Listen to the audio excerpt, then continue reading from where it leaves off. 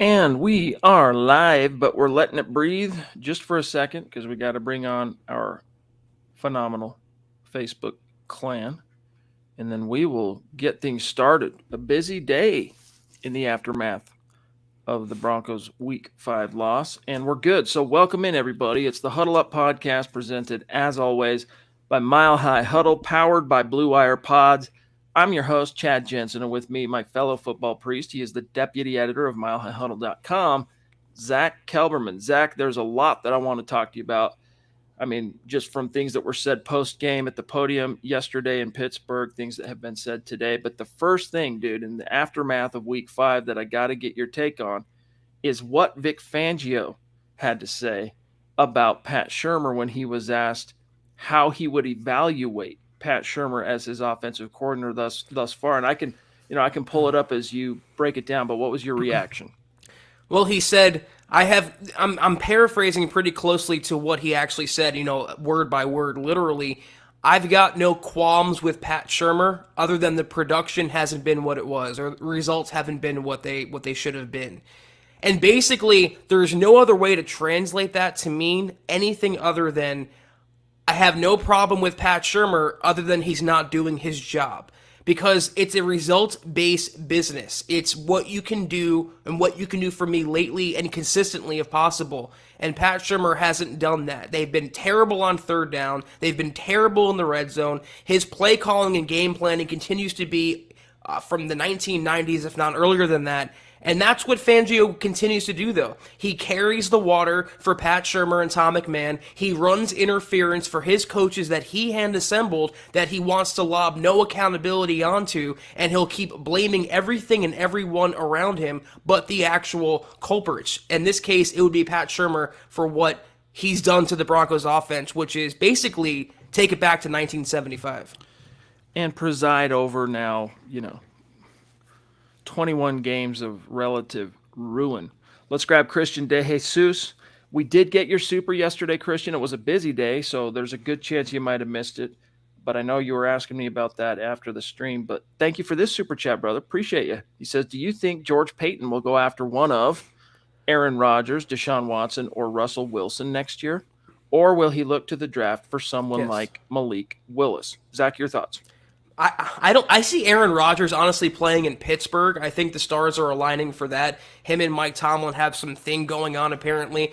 I don't see Russell Wilson coming to Denver. I don't see Deshaun Watson, George Paton taking on his baggage and the overall cloud that he would bring to the organization, the dark cloud. I think what he's going to do is what every worthwhile GM should be doing in the NFL, which is investing in a young quarterback, developing your own franchise quarterback, not unlike what the Chargers, which is now a top 3 team in the NFL, if not better, have done with Justin Herbert. I don't know if it's going to be Malik Willis specifically. I do think, though, he will try to find his next guy through the draft and do it the right way, preferably paired with a young, offensive-minded head coach. I mean, imagine taking Malik Willis's natural skill set. He's not perfection, he needs refinement, but imagine pairing that with someone like Kellen Moore. That's exciting. That would bring juice back and optimism and confidence back to the Broncos fan base and to everyone around the Broncos orbit. I don't see a veteran coming in again. I think Peyton tried it one time because he had an older defensive-minded head coach and the veteran holdover. Bridgewater looks like just that, a holdover. And I think Peyton will recognize where the wind is blowing in the league, and that's a young quarterback that he can preferably build around. You got to do it the hard way. Unfortunately, that's just the way she goes. Michael, it's good to see you, buddy. Appreciate you. Also, we'll shout out Greg Smith. He's a legend. Zach, a couple things I want to grab here. I'm going to go ahead and read the direct quote from Fangio when he was asked on what is your involvement, coach, with the offense, and what is your evaluation of the job Pat Shurmur has done. Quote, I've been involved. We already met this morning, myself, with the offensive staff. We all just have to do a better job. We have to do a better job of coaching these players, and we have to do a better job of playing. We're all in it together. I have no qualms with Pat other than our results haven't been good enough. We have to find a way to fix that, close quote. Now, Zach, this next question is somewhat telling that it's even on the minds, that it's even in the, we'll say, Bronco land zeitgeist, all right? Here we go. Quote, Are you worried, coach, about the players maybe losing faith in the coaching staff amid a 2-game slide? Quote, anytime it's not going the way you'd like it to go, everybody's confidence level can be threatened. We can't let that happen. We've got to go execute the play to the best of our ability and make them work. Close quote. Zach, this second topic here, do you think that the Broncos have either A, lost, the coaching staff has lost the locker room in terms of guys, you know, were once bought in, but now they've, let's just say, sold off their shares, right? Or are they close to that? What are your thoughts?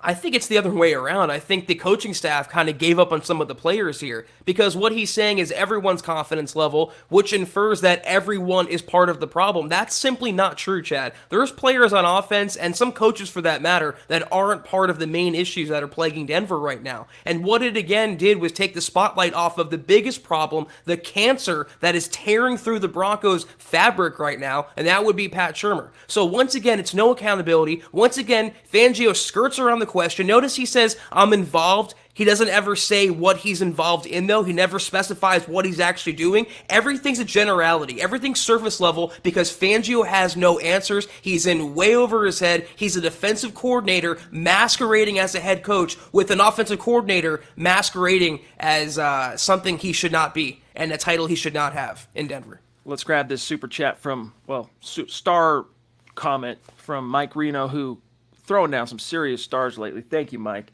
And we know on a busy night like last night during the gut reaction, sometimes the conversation, it gets wild. Things can get lost in the shuffle. So just know we appreciate you. He says, the one thing I wanted to say yesterday is I thought Drew Lock should have started. And if played bad, Teddy come in. Thoughts? Well, if Teddy, you made the decision to go with Teddy Bridge, not you, but, generally speaking, to go with Teddy Bridgewater as your starting quarterback. So if he's healthy enough to play, then he plays. I don't know. I think it was, as I was writing up that article today, Zach, about what Fangio had to say about Shurmur, I kind of got caught up in my own frustration over just some of these old quarterback demons and ghosts myself, one of which is, what are you missing out on? You could have lost to the Steelers in an embarrassing fashion with Drew Lock. But at the same time, you maybe could have, with Drew Lock, produced some explosive plays. We wanted to get our hopes up, Zach, during that 3-0 start that Teddy Bridgewater was more than what you and I sized him up to be going into the summer. And unfortunately, it feels like he's crashing back down to the mean, and it's a lot closer to our picture of Teddy, which is why, going into the season, which is why we were of the belief that it was still in the team's best interest to roll with Drew Lock one last time because you could always go to Teddy. Exactly, and you can't do the opposite. It's a one-way street the Broncos put themselves on. And here's the thing about Teddy. He rushed back within a week and got cleared from concussion protocol in order to play in this game. I give Teddy Bridgewater credit for that on an individual basis. And what if the Broncos would have turned around and said, no, you're not starting despite that. We're going to go with Drew Lock, the erratic guy who lost the confidence in his own wide receivers. What message does that send? If Fangio didn't lose the locker room already, he would have lost it in that aspect. But they went with who they went with, and it wouldn't have mattered who they went with. I see a comment from Christy here that says, doesn't matter. I believe she's referencing what we just talked about. Doesn't matter as long as the coaching staff is there. So it wouldn't have mattered if you had a quarterback under center and lock that had the bigger arm, that brought the threat of dynamicism to the offense. It wouldn't have mattered if you still had Pat Shurmur calling the plays and being conservative and completely messing up. It's not going to change, and nothing will matter until the coaching changes and the coaching matters.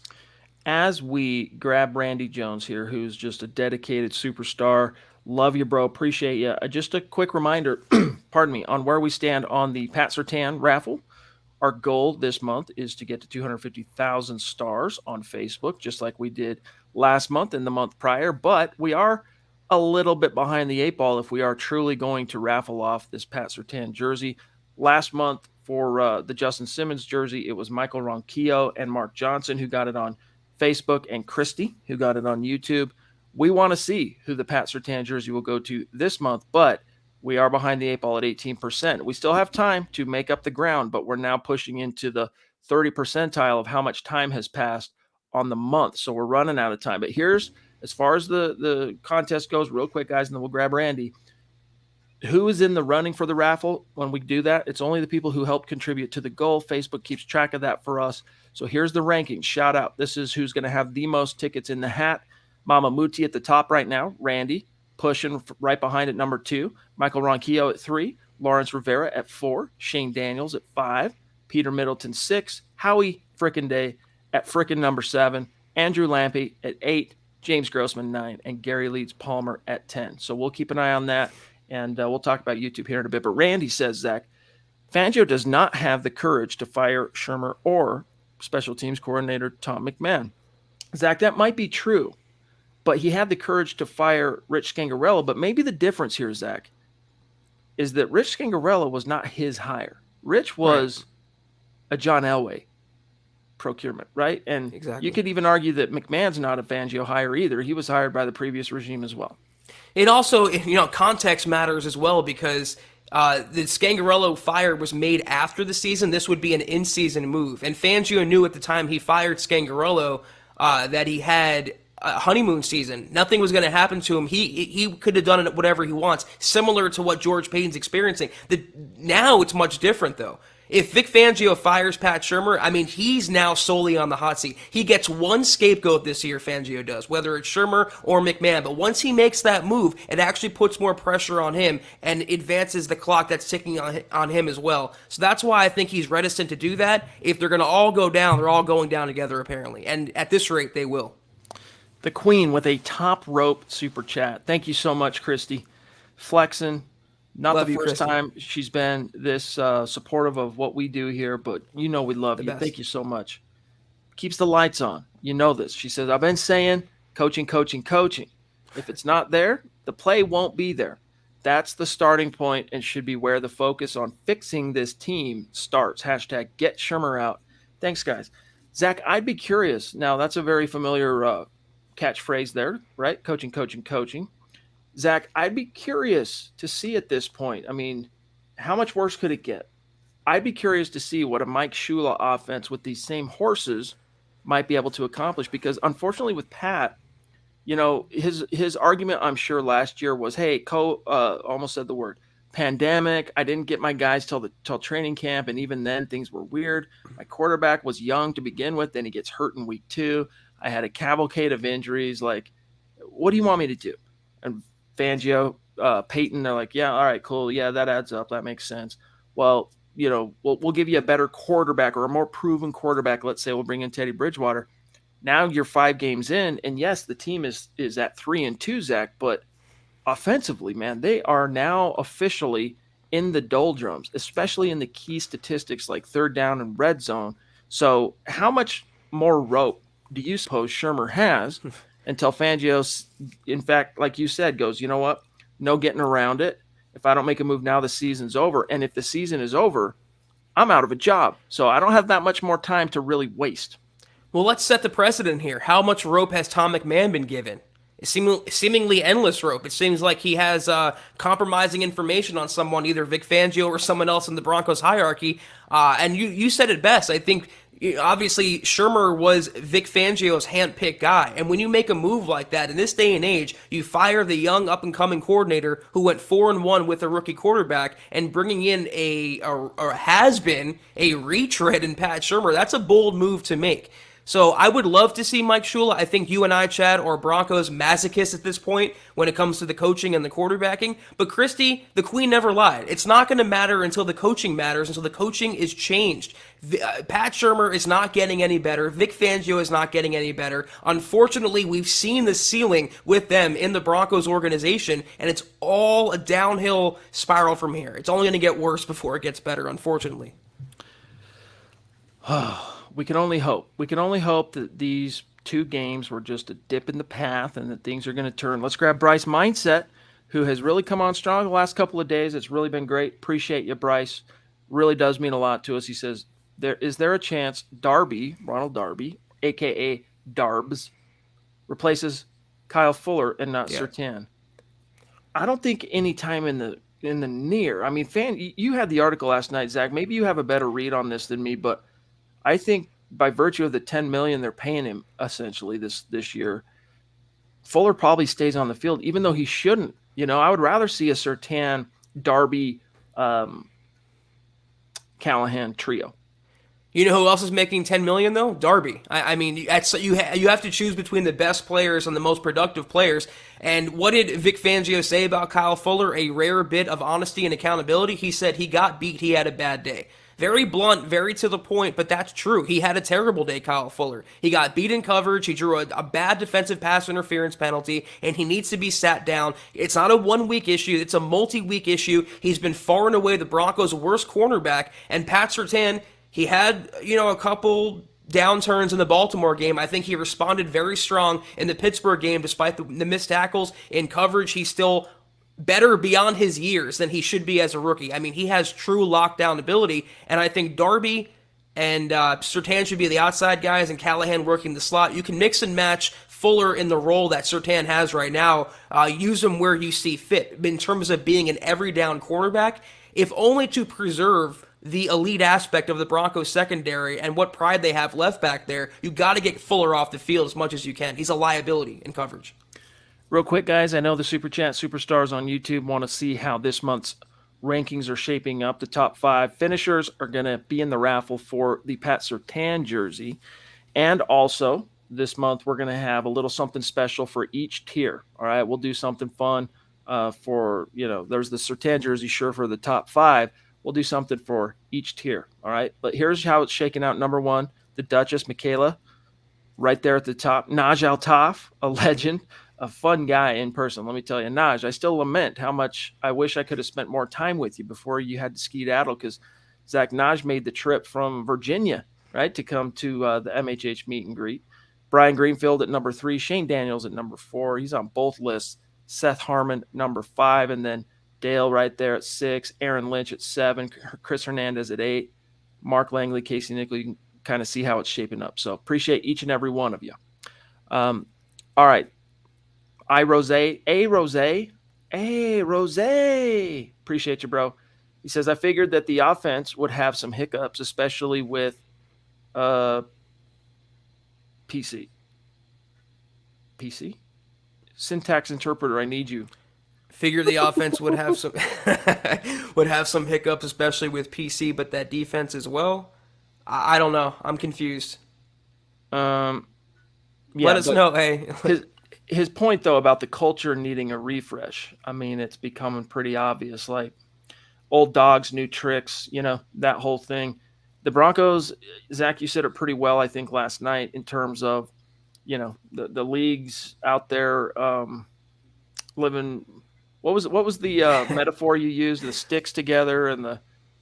Do you remember what you said? Yeah. I saw it was tweeted out there. I said the Broncos are busy rubbing sticks together while other teams are flying around on jetpacks. Yes, I'm sticking to that. The Broncos need to, lick their thumb, put it up in the air, and go, which way is the wind blowing? Okay, that away, right? Go find. It doesn't even have to be a young guy. It doesn't have to be, the next Sean McVay. But go find an offensive star coordinator. Make him your head coach. Make sure he's got some, 10,000-foot management acumen that he can handle the management of a team, but a guy that's got offensive vision, right? That's what this team needs, man. We're stuck in the Stone Ages over here. Like this guy right here, that John Clay Eventing brings up $4.99 super. Appreciate you, John. Good to see you. Bring in Greg Roman or Brian Daboll, and draft Malik Willis. Greg Roman, for those who don't know, is the Baltimore OC, and Brian Daboll is the Bills OC. Both have done a bang-up job with their respective quarterbacks, Lamar Jackson and Josh Allen. But anyone who watched the Chiefs game last night, the Bills and Chiefs game, what Daboll is doing with Josh Allen and the Bills offense, and now Emmanuel Sanders playing well into his 30s, looking like a spry, young Pro Bowl receiver out there, is incredible. They're playing on another level right now, and that is purely a result of coaching on Daboll's part. He turned a shaky, inconsistent, erratic quarterback, sound familiar, into a MVP candidate and every year rock star. And I would love to get someone like that in the building. If you watch the Bills offense, they never run the same play twice. They're so creative, a lot of pre-snap motion, great play design. He's my number two, though. I'm not going to lie. Kellen Moore out of Dallas, the OC there, what he's done with Dak Prescott in that offense, it's so refreshing and fun to watch. A new age 21st century offense. Kellen Moore is arguably the brightest young mind offensively in the game. That would be, Chad, your next Sean McVay. I'm pretty sure. Combine that with Malik Willis, you have a franchise. You have a team again. Hey, thank you for the 1,000 stars, Josh, helping us get back to where we need to be on the contest, and Claude as well with 800 stars. Appreciate you guys, for real. Really do. Albert Knoppers jumping in, great friend of the show, superstar, at the meet and greet, hanging out with his wife, Michelle. He says, I know it starts with Fangio, who needs to take the greatest responsibility, but the coaches that definitely need to go are Shurmur, McMahon, and Landau. Yeah, the strength guy he's talking about. Well, hey, the way this thing is trending, that's what's up. Lawrence Rivera, appreciate the stars, my friend, 300 stars. He says, what up, guys? I think we've got to get all the way to the top. Let's not forget who made all these changes right before he was going to be fired as GM, but just gave himself a higher position. I love Elway, but he's the head guy at fault right now for these choices. Yeah, I mean, the buck ultimately, no doubt, stops with Elway, and that body's been buried. Like, he fired himself probably under, some pressure from Joe Ellis to make a change. A head has to roll. I think it coincided with John being at a point in his life where, as competitive as he is and as dissatisfied as he is with the way things have gone post Super Bowl 50, you got to call a spade a spade. He's got all the grandkids and whatnot. He has backed off quite a bit, but guys, Lawrence, he's done after this year. Like, this is the last year you're going to see John Elway involved with the team in all likelihood, unless he manages, Zach, to put together a deal with a billionaire homeboy to buy the team and become a minority stake, owner, at which point, he calls the shots and he can say, hey, Joe Ellis, don't let the door hit you where the good Lord split you. Yeah, you can blame Elway for hiring Fangio. You can blame Elway for drafting Drew Lock if you want to tie his decisions to the present day. But this has been George Paton's baby since the day he was hired. Fangio legitimately took a step back. He was not in control. He was a sounding board and nothing more. The mistakes, if you want to put it on anyone, it's the coaching staff, I guess, that Elway hired. But then you'd also have to praise him for the rookie contributors, or not the rookies, but the young guys that are chipping in and stepping up that were drafted under Elway's watch. I mean, in the last couple years, he really stepped up in that department and restocked the cupboard for his future predecessor now in George Paton. I'm not blaming George Paton either. I think he put together a really good roster. He was forced to keep an incumbent veteran coach that wasn't his choice, and the coaches under him, and I think he made the best of that situation. But after this, that's it. That's where George Paton firmly takes control of the Denver Broncos. It is his team because starting in January, whenever the Broncos season ends, he's going to make the choice, either keep this guy around now that he has full autonomy, or get rid of him, get rid of everyone, including Landau, Shurmur, and this and that, and bring in his own guys. So you can criticize Elway, but you have to praise him for some of the other things he did, and keep in context that this year really is not on him. Naj, what's good, bro? Thank you for the super chat. Great to see you. He says, hey, bros, it is infuriating that a head coach in the NFL has to be asked whether he's involved with the offense of his team. The buck stops with Fangio. Frankly, his defensive scheming has been garbage these past 2 weeks as well. Yes, indeed, Zach. And I know you got a little something cooking that's going to be an article here soon. Yeah. A good example of this. Oh, my goodness. Let me put a pin on that thought. Wow. Christy, again, top rope super chat. Golly, we are so freaking blessed to have you in our community, and so many of you. Thank you so much, Christy. She says, Broncos definitely need a full refresh, a reset, maybe a blowtorch instead of those sticks. Yeah, no kidding. That would be nice. It seems like the Broncos need the reboot that Vance Joseph was talking about. Not the full rebuild, the refresh. And I agree with that, Christy, wholeheartedly. And I'd like to take a blowtorch to some of the people making the decisions in Dove Valley, but that's for another day, I guess. But we appreciate you so much. A figurative blowtorch. Sometimes. It's literal sometimes. Swag Nation, what's good? Appreciate you. If we lose this week, I say we fire Shurmur, bench Teddy, and see what Locke can do before we replace him and he goes somewhere else and blossoms. Yeah, I mean, you got to wonder if Teddy loses this game. And this is a big one because not only is it conference and you've lost 2 in a row, but it's division. Raiders coming to town. This is a big one. So will the Broncos get their dander up for this? I hope they do. I hope they, get mad, and even if it's a flash in the pan. I mean, Zach, remember the game when Von Miller said going into the Cardinals game, we're gonna whoop their A and all that stuff, and the Broncos had been on the schneid. They were sucking hind, as my father would say. I'm not going to say it on this. There you go. All right, that's a decent version, as my dad likes to say. But they got that kind of galvanized them, Zach, for one game, and then back to the. So it needs to be more than just this game. But you know what? Take it a game at a time. You got to beat the Raiders if you're going to make this a season. And Zach, if you lose at home to a similarly afflicted 2-game schneid Raiders, maybe you are looking a little bit closer at making some changes if you're Vic Fangio, both at OC and quarterback.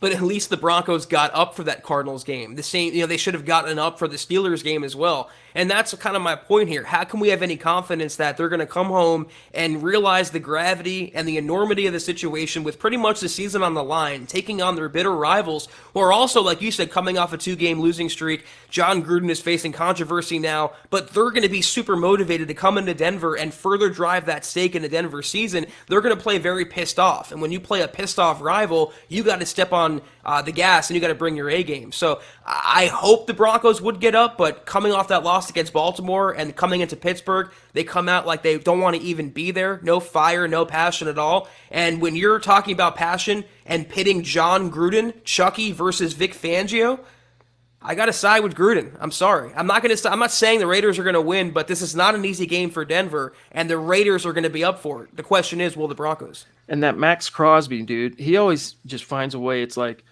out goes Khalil Mack, who always found a way to have his best games against the Broncos. In comes Max Crosby, who similarly has the same kind of, approach. Randy, Jerry Jones. Actually, let me start over. The Jerry Jones will never let Kellen Moore out of Dallas. Zach is someone who covers the Cowboys as part of what you do. What's your take on that? I mean, they have a head coach that they just hired, a little more than a year ago. I mean, I can say that, I see from the outside perspective why people would believe that he's so coveted. Kellen Moore he's the next head coach in waiting. But if that was the case, after replacing Jason Garrett, they hired Mike McCarthy and also ran. They didn't promote Kellen Moore. What they also did earlier this offseason was allow Kellen Moore to interview with 2 head coaching spots, Boise, his old stomping grounds, and also with the Philadelphia Eagles. They allowed him a head coaching interview with their biggest rival. So they are committed to Kellen Moore. They obviously love what he's doing there, but they also want him to thrive in the NFL. I don't think they would cap his future and to be the ones that would hold him hostage. I think if a team showed enough interest and most importantly, Moore came to Jerry Jones and said, listen, I'm ready to take this step. I think it's best for me. I think they would allow him out of there. Maurice, man, you've got a good sense of humor. We don't always flash everything you say on the screen, but you make us smile. He says, Pat Shurmur was not available this evening to receive his 2021 AARP award. Here tonight to accept the award on his behalf, his offensive playbook. That's funny. Touche. Travis, don't even trip, brother. You got your hat? Oh, yes, indeed. Okay, dude, send us that picture. We need that. We'll put it on Instagram. Send it to us, brother. Okay. Corey H. 2 nights in a row. Love it, dude. You've been with us a long time, Corey, and we appreciate you, brother. You know what? I think it's time we show some appreciation to Corey. Why don't you shoot us an email, bro? milehighhuddle@gmail. Let us send you out a little piece of swag, a hat or a T-shirt or something. Send us your address and just in case your T-shirt size, okay? He says, watching the Bills last night, they constantly were getting pressure just from their front four. I just don't see any real pressure unless we blitz, which, of course, is rare. We definitely need adjustments. See, that's the thing. What you saw last night is like, the holy grail for defensive coordinators. If you can get home with rushing 4, the world opens up to you on a platter, okay? And that's Fangio's first approach, is he wants to get that pressure. He doesn't like to blitz. That's not his thing. This is not Dick LeBeau, Blitzburg. Let's, throw the house at every time. But at the same time, eventually, if you are getting stonewalled and you're unable to create consistent pressure with a 4 or even a 5-man rush, you do have to start mixing things up. And, like Von Miller, that first 3 games, I mean, hopefully it wasn't in the same way we talk about this like for Teddy. Hopefully that slate of opponents was not more cause for his flurry of production, right? Going against rookie quarterbacks and Daniel Jones, then it was him actually just beating his man and looking like the old Vaughn. But these last 2 games, haven't really seen it as much, right? The production hasn't been there, and he's affecting things. Don't get me wrong. I don't want to sell Vaughn short in terms of, he gets the pressures. He factors into every offensive play call, every strategy in terms of the opponent preparing for the game each week, Zach. But it is a production-based business, and eventually, you got to get home. What's hurting Vaughn right now is he's getting no help from the other side. Malik Reed really isn't doing anything. Jonathan Cooper really isn't blossoming that fast into a premier edge rusher. And you want to talk about defensive lines? I think Buffalo's is underrated. They're so freaking good, but they're under. No one ever talks about them. I would take the Bills' defensive line over the Broncos' defensive line. Do you know why? Because every player in Buffalo does their job. They get home. Where's Shelby Harris been? Put him on a milk carton. Draymond Jones, he's gotten penetration, he's gotten into the backfield, but he hasn't gotten the sacks. And they've been invisible at times. It's been Von Miller getting pressure or nobody. But that is the key in Buffalo. Helps having good players, helps having premier coaching. Sean McDermott and Leslie Frazier on the same staff. I would take their coaching over the Broncos coaching. So they might have given the NFL and teams like the Broncos the blueprint how to slow down Mahomes. Helps also having a driving rainstorm come through Kansas City. But you also have to have the coaching, the execution, and the players up front to make that happen. Right now, the Broncos don't. Manny with a very apt comment here.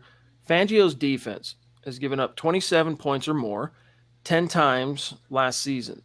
10 times. Last season, this defense, or 10 times last season. This defense has given up 50 points the last 2 weeks. Not good. Indeed. It's not good. And you know what? Before I forget to say this, Malik Reed, we've said this before. He's a great try-hard guy. He's a really heads-up, kind of disciplined, clean-up edge rusher. But he's not a guy that's going to just consistently beat his man off the snap and just win by virtue of his athleticism, twitch, all that stuff. However, his strip sack on Ben Roethlisberger in Week 5, that was a nice play by him. Yes, there was coverage that kind of forced Ben to hold on to it and start kind of trickling upward toward the line of scrimmage. But I gotta give my man some credit. Now, Zach, David Bingaman wants to know, I wonder what Peyton thinks of coaching and how he's handling it behind the scenes. So how do you think George, do you think he's kind of hitting that panic button? Well, I mean, you'd be naive to think, I'm not saying you, Chad, but anyone out there, you'd be naive to think that George Payton didn't watch the film from 2019 and 2020 to get a clearer picture of who Vic Fangio is as a head coach, who Pat Shurmur is as a play caller. He probably knew they were on borrowed time. If they can make it work this season, great. They would go from there. But I think when George Payton took the job, there was a wink, wink, nudge, nudge agreement that, listen, get by this season. You signed a 6-year contract. You can pick your own guys next offseason, and you can do what you want from going forward. So I think he can't be happy about it. I think he, like anybody else, he sees the deficiencies. But when you're saddled with a head coach who has more immediate autonomy over you, you can't really step in. You have to let the situation play out. And I wouldn't want a GM stepping in, a rookie GM at this point. Still only week 6. I think he's going to let it play out. He has a lot of patience, and he's exercising that. Naj, thanks for that again, bro. He says, Zach, you nailed it. This is a must-win for both teams, and will say a lot about the Bronco players' professionalism and passion. If they come out flat again this week, then I don't see them winning more than 4 games this year. Man, that's a bleak notion. That is a bleak notion, my friend. Yeah, I mean, there's a 1 or 2 still on the schedule. I'm thinking of the Washington football team off the top of my head, the Detroit Lions later on. There's like 2 more that you could kind of circle as similar kind of give me opponents, similar to the first 3. But, I mean, it's a tough road to hoe here. Daniel says, hey, fellas, I agree with Zach. I think it's a when, not if, that we have a new head coach this year. #MHH. Thank you, bro.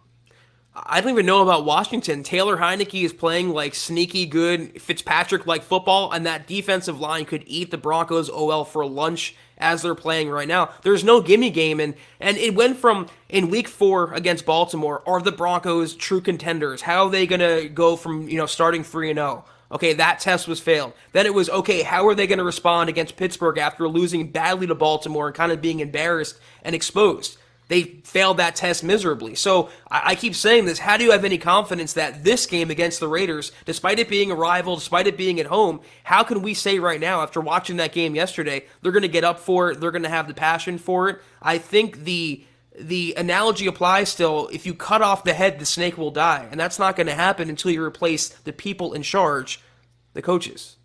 Diamond Rattler says, how many culture changes? Vance Joseph, now Vic, going to be another 3 to 5 years before we have a winning record. No. I feel you. But here's the thing. How many culture changes? However many it takes to get it right, unfortunately. I mean, that's just where we're at. Like, this culture doesn't seem to be working. We hoped. Mark, dude, thank you for the stars. Really appreciate you, brother. I see that you're dropping some serious stars tonight, helping us get to goal. Appreciate that, bro. He's trying to get in on that Surtain jersey. He wants a Simmons and Surtain jersey. Then maybe that completes his collection of Kareem Jackson, Kyle Fuller. Nah, I doubt you have a Kyle Fuller. But maybe. You're pretty hardcore, dog. Thank you, Mark. Really appreciate you, brother. But the culture thing, Zach, the Broncos, you and I scratched our heads. Like when Elway came out on Black Monday and basically said, hey, I'm firing myself, going upstairs and just going to kind of hang my hat and console myself with my $6 million in salary and this president of football operations title that I have. We're going to go, hire a GM.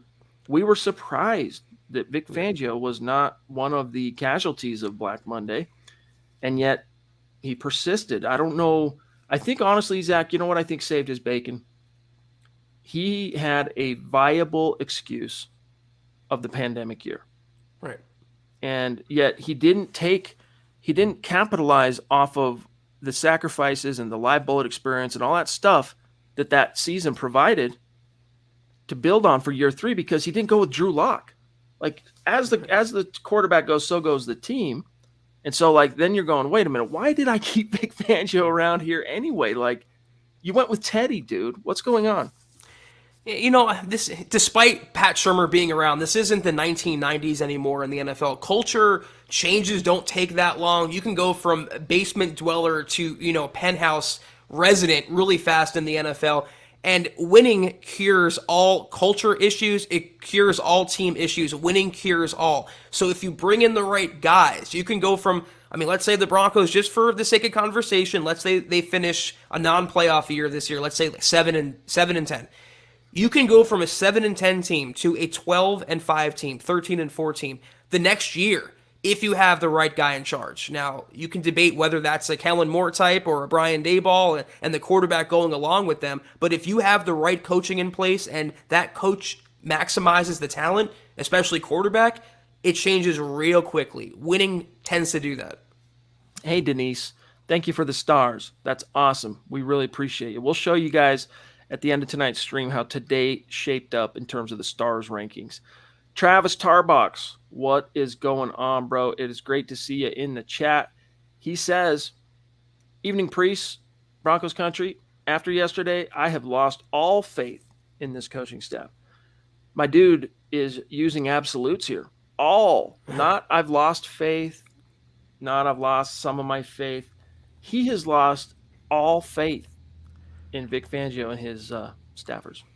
I would be surprised if any Broncos fan did not. They didn't just lose to Baltimore. They got their heads kind of kicked in. They didn't just lose to Pittsburgh. They pretty much no-showed at Heinz Field for 3.5 quarters before they decided, let's play a football game and let's actually wake up here. So it would be more surprising to me if a Broncos fan, casual or not, casual or hardcore, had any faith left as of right now in Vic Fangio, Pat Shurmur, McMahon, and most of the others, not all of them.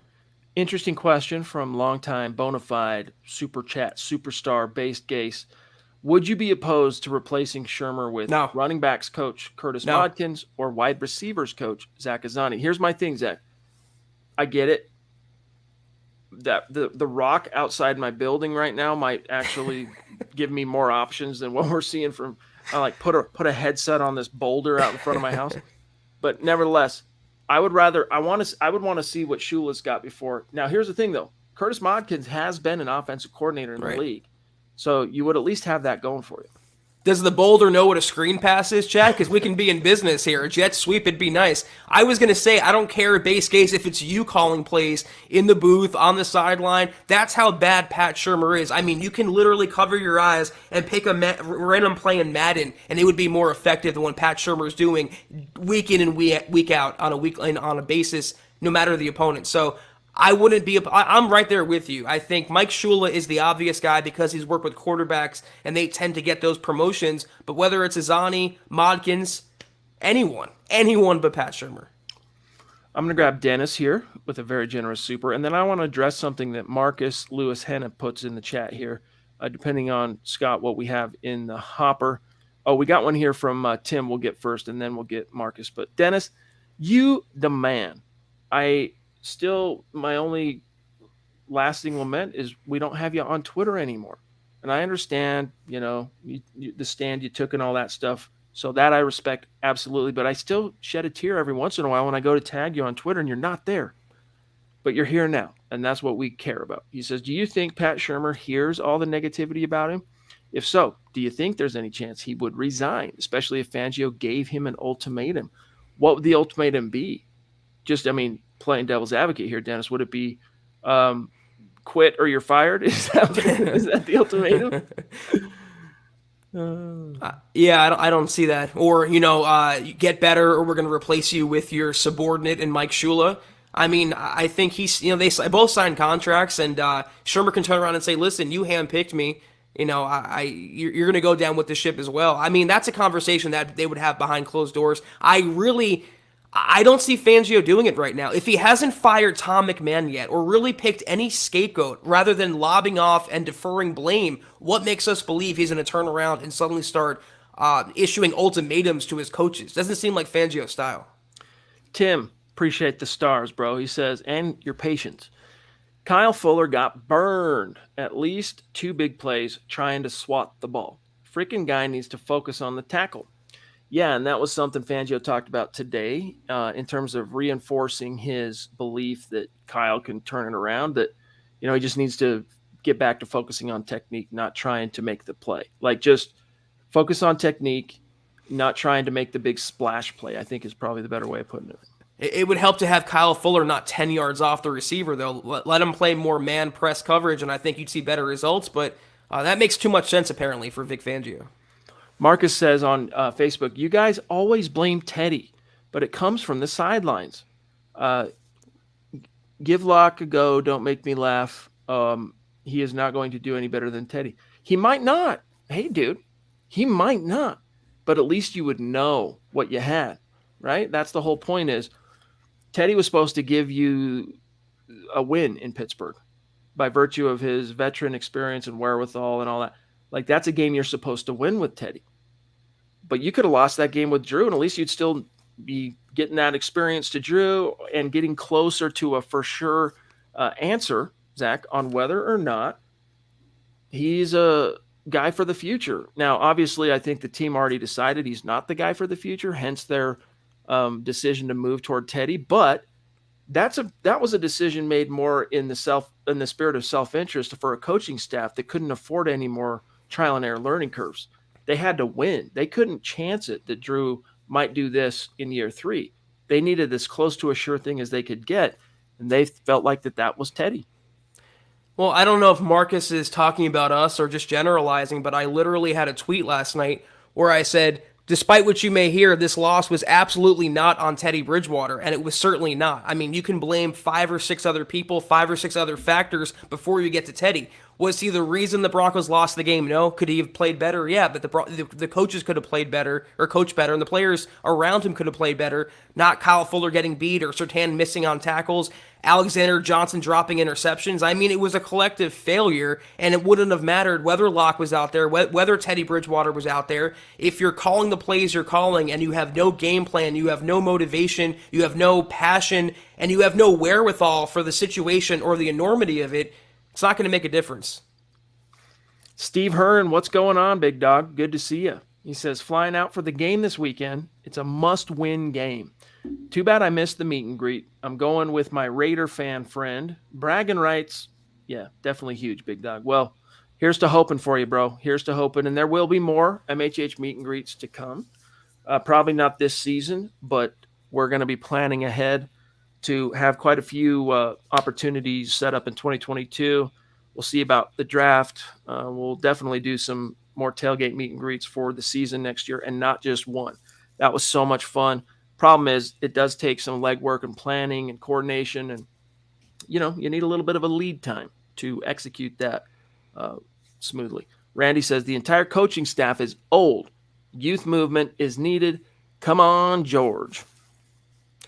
I think you'll get your wish, Randy, as most of us will. I mean, the way it's going right now, it's an inevitability that George Payton will clean house and get his own guys in the building, and down goes Fangio, down goes Shurmur, and we start all over once more. Simon, north of the 49th parallel, proves every single day that Broncos country is not a geographic location. It is a state of being, baby, and we're glad to have you here, bro. He says, if this slide continues, do you see George Payton trying to accrue picks via trades for the upcoming draft? I will always support this team, Denver Broncos for life. I feel you on that last point, my brother. I do. Accrue picks if the Broncos cannot get off the schneid. If you want to completely clean house, trade off Drew Lock, you're firing Vic Fangio and company, and you're hiring a new guy, and you want one of the top 2 quarterbacks in the class, you're going to need to. Although, Zach, if they keep angling this way, they could be in a top 5 position. So it's a good question, though, Simon. Time will tell. What a sad prospect. A couple weeks ago, 3-0, we were talking playoffs. Now we're talking potential top 5 draft pick. That's how fast the NFL changes on a weekly basis. I don't know that Peyton would have a fire sale because, first of all, at this rate, every Broncos player is going to get injured before the trade deadline. And second of all, who really has value? I mean, Locke would fetch a conditional 7th or 6th round pick. Maybe Melvin Gordon would fetch a 4th round pick. But if you want to trade up for a quarterback, you need 1st, 2nd, or 3rd round choices. 4th, 5th, 6th, and 7th don't really matter. So I can't see Peyton doing that. Maybe a trade, maybe one singular trade, but not, Black Friday going on. 78 Leadhead, Zach, wants to know, you mentioned controversy with John Gruden. What happened with Gruden? Can you talk about that? Well, apparently more just came out. I see it in the comments. Obviously, we're potting right now, but an email emerged from 2011, which was during the NFL lockout in the offseason with the Players Association, and he characterized the NFLPA boss, DeMaurice Smith, in a racist way. He used, bad language, I should say, unprofessional language. Did he use racist, the word we all know? I mean, No. Did he use that word? No, the way he described DeMaurice Smith, it was in a racial way. So he was under investigation for that, an email surfaced, but apparently now. But he was media then. He wasn't even in the league in 11, if I remember right. Cancel culture has no statute of limitations, Chad, as we've come to realize. True. And, cancel culture, by the way. And I'm not making excuses for him. I'm just wondering how that applies to being a head coach in the league now. I mean, it's bad either way, don't get me wrong. But, man, I thought Gruden was a better man than that if it's true. You never know people, honestly, but until their private communications come out. And apparently Moore did, where he was making derogatory comments about female referees and about homosexuality. I haven't read the full story, but apparently it's not good for Gruden. I don't see him getting fired, as some people are saying in the comments, before Sunday's game, but this could be maybe a downturn in the Raiders season, or conversely, if he hasn't lost the locker room, they can rally around this. He can get the team to buy into a 2-game losing streak, all the outside noise, and they can take out their aggressions on the next team they face. And who's the next team they face? The Broncos. Just DM'd me what he said there, and it's pretty nasty, and I don't want to even repeat it on this podcast. So guys, just go Google it and find the article. Okay. Andrew Baker, what's good, buddy? He says, I missed the pods last week and had to listen to the game on the road from Chicago, and it wasn't music to my ears. We can't catch a damn break. Penalties, injuries, and get off my lawn. I'm in bed by 6, coach. Is killing us. Sorry, didn't get my gut reaction in, so I digress. You did it with style. You did it with aplomb. Good job, bro. Good to see you.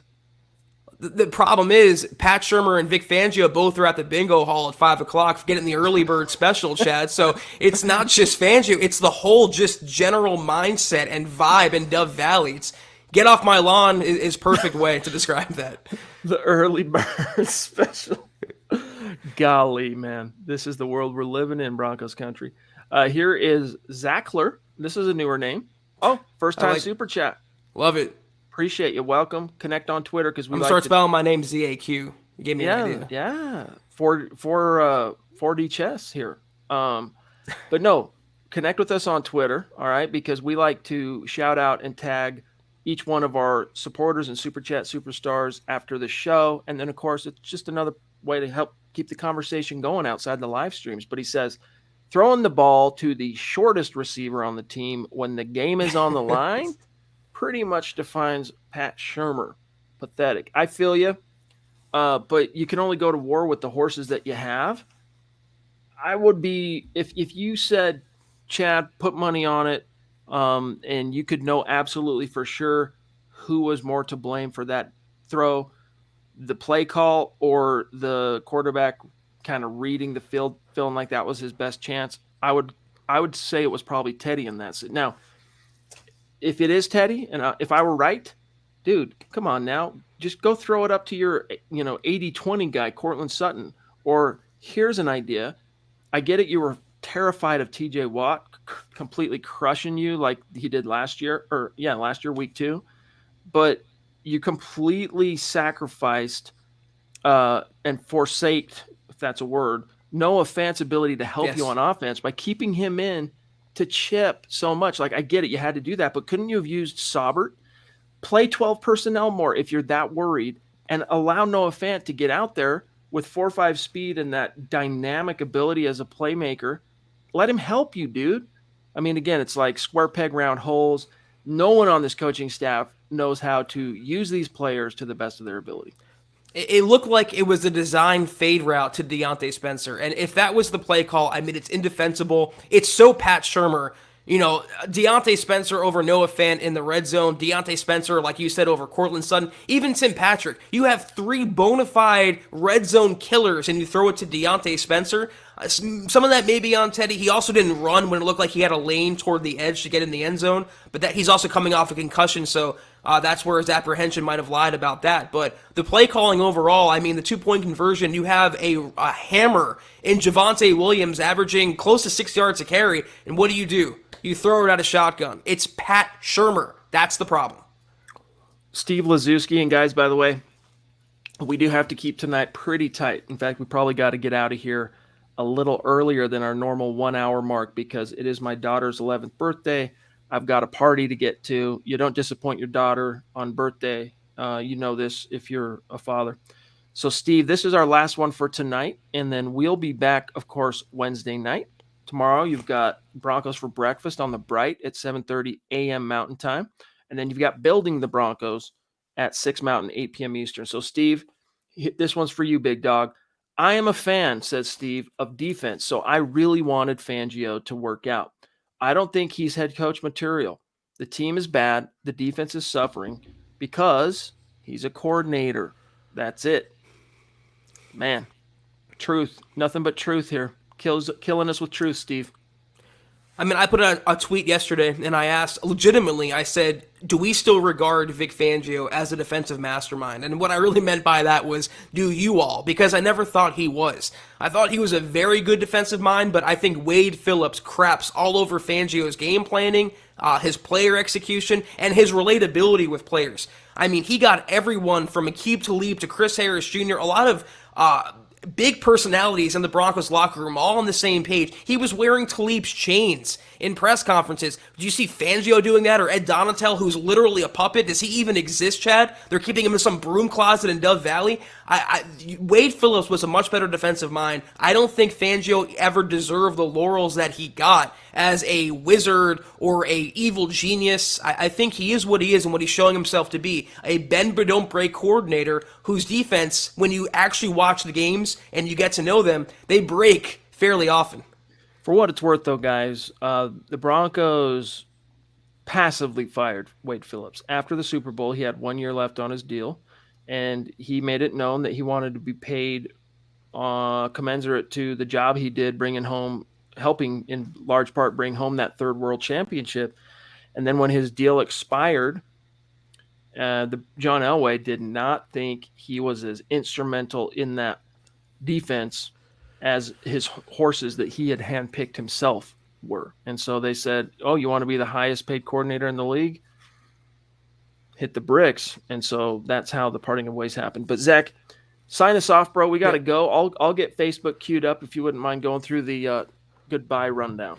I love bringing it up and I hate bringing it up, but when you think about the Broncos could have had Kyle Shanahan and Wade Phillips on the same coaching staff, and they ended up with Vance Joseph and Joe Woods, man, was that a whiff. But anyway, guys, that was the Huddle Up Podcast, and until we see you guys next time, be sure to follow the pod on Twitter at Huddle Up Pod. You can follow the main account for all your Broncos news, rumors, analysis, film breakdowns, transactions, and so much more at Mile High Huddle. You can follow Chad on Twitter at Chad and Jensen. You can follow myself at Kelberman NFL. If you haven't already, go to huddleuppod.com and get your swag on. Get yourself a hat, shirt, coffee cup. Anything and everything is in that store. Just punch those words in and you'll find it. Also, facebook.com/Mile High Huddle. Hit that big blue button. 3 exclusive shows at your fingertips. Kelberman's Corner, Broncos Book Club, and Trickle Zone. We appreciate your viewership for those programs. Also, facebook.com/Mile High Huddle Pod. Like that page. And if you haven't already, go to Apple Podcasts and leave your Football Priest a 5-star review for a chance to win some aforementioned swag each and every month. We appreciate it.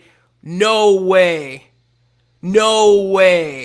He just resigned. Is that legit? I'm going to Google it. Hold on. Before we sign off, let's No. just see. Oh, he did. According to Tom Pelissero. No way. John Gruden resigned. Wow. Hold on. I just got cold taked in real time. Freezing cold taked. Wow. Pelissero? Yep, that's legit. It's all over Twitter right now. Oh, man. Must have been pretty bad. John Gruden just informed his staff he plans to resign as Raiders coach. Wow. I wonder who's going to be the interim there. Who is it still? Oh, geez, the name just escaped me. His coordinator that he's had for a long time, Raiders offensive coordinator. Stand by. Greg Olson. It is still Greg Olson. That's the name. I was trying to think. What about who's the defensive guy? Because he's what's his name?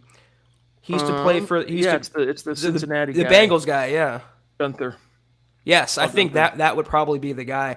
But let me just say real quick, this is an early kind of Week 6 preview of the game, which we'll get more into as the week progresses. Now, the Broncos coming off 2 bad losses, coming back home. If they can't beat a team after the head coach just resigned in disgrace, season's over. Hot take? Wait a minute. Raiders hire Gus Bradley. So it's Gus Bradley's the new defensive coordinator. Gunther, I know, was the guy.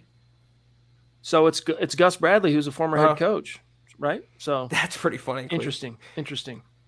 All right, guys. Jaws are on the floor. History being made live here on the Huddle Up Podcast. We finally got news on a podcast day. It wasn't Broncos news, though. But yeah, go to Apple, leave your Football Priest a 5-star review for a chance to win some swag each and every month. But if you can't do any of those things, guys, just subscribe, like, and share. It takes a few seconds, and it helps us grow and reach more Broncos fans just like you. As Scott Kennedy mentions here, think of that 4-letter word that starts with F, and he has money. So he has you money, right? Blank you money. John Gruden. He got The Gambler is a great movie. $100 million contract. Now, when you resign, who knows how much of that he ends up getting. I'm sure if you resign, you forfeit whatever's left on that, to at least I would assume. But Yeah. All right, guys. So thank you to each and every one of you for being with us here tonight. As Zach said, we love you. Each one of you are numbered and held precious in the heart of your football priest. But here's a shout out to those who supported us tonight on Facebook with stars, how it shook out. Randy Jones at the top, Josh Hoyle, Claude Riley, Michael Ronquillo, Mike Reno, Lawrence Rivera, Tim Hoffman, Mark Johnson, Steve Lazuski, Andrew Baker, and those glorious braids, Gary Leeds Palmer, Denise Phillips. Love you guys. Thank you so much. We'll see you Wednesday. We'll see. We'll see how the rest of this. Tuesday everyone's off as far as nothing happening at the building. But and Crispin jumping in. Yes, indeed. Yes, indeed. He says Raiders just lost their head coach, which we could say the same. All right, Zach, sign us off, bro. Yes, guys, we'll be back Wednesday evening, 6 o'clock Mountain, 8 o'clock Eastern. Take care, and as always, go Broncos.